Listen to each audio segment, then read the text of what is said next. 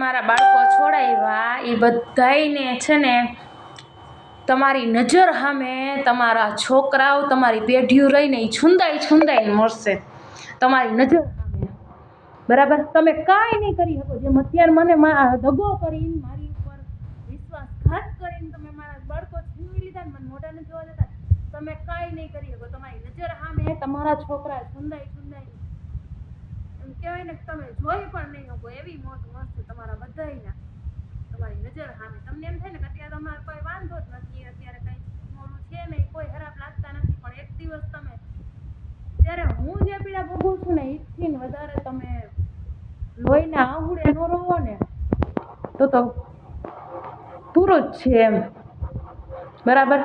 અને તમને ભગવાનની તો બીક જ નથી, પણ એ ભગવાન